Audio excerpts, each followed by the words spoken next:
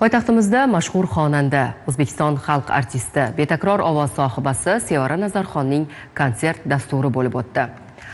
Samimiy ohanglar, yorqin sahna ko'rinishi va chin dildan kuylangan qo'shiqlar kechani unutilmas lahzalarga aylantirdi. Endi esa konsertdan tayyorlangan maxsus reportajni tomosha qilamiz. O'zbekiston xalq artisti Sevara Nazarxon ayni daqiqalarda poytaxtimizda joylashgan Humo Arena majmuasida o'zining yakkaxon konsert dasturini taqdim etmoqda. Biz 3-kunda mehmon bo'lyapmiz. O'ziga xos yo'nalishga ega ijodkor uchun yorqin liboslar, pardozlar bilan muxlislarni jalb etish eng oxirgi o'rinda turadi. Bu uchun asl ijod namunasini muxlislar qalbiga yetkazish muhim. Shu bois ham bugun aynan Ruh nomli konsert dasturini taqdim etayotgan bo'lsa, ajab emas.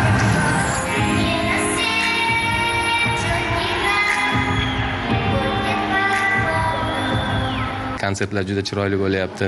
Havas qiladigan darajada bo'lyapti. Ilohim bizga ham, bizdek yoshlarga ham mana shunaqa go'zal konsertlar, shoular qilish nasib etsin. Musiqa asosan insonlarning ruhiyatiga ta'sir qiladi va Sevara shuni yurakdan his qilib qo'shiqlarni aytgani uchun va shuni orkestrovka qilib shu xalqqa namoyonlik qilgani uchun odamlarning yuragigacha, qalbigacha yetib boradi.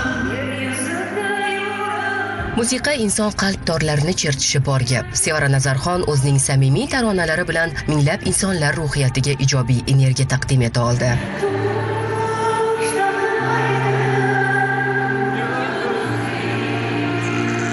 Bundan tashqari ko'plab duet qo'shiqlar yosh ijodkorlar bilan ijro etildi. Ular orasida Sevara Nazarxonning jiyani ham bor.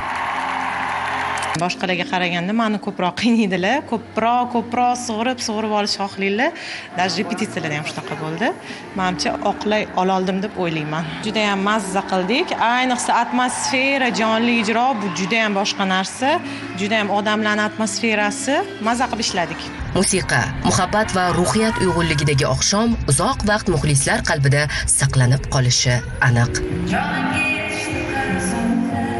Biz uchun ko'pchilik emas, sifat kerak, lekin baribir ham endi shu auditoriyamiz kelsa, ko'zlariga qarab, mehr ko'zda deydi-yu, shu mehr ko'zda deb yashayman deb butun umr. O'shaning uchun usiz men uchun qiziq emas. Men uchun bu sahna kichkina.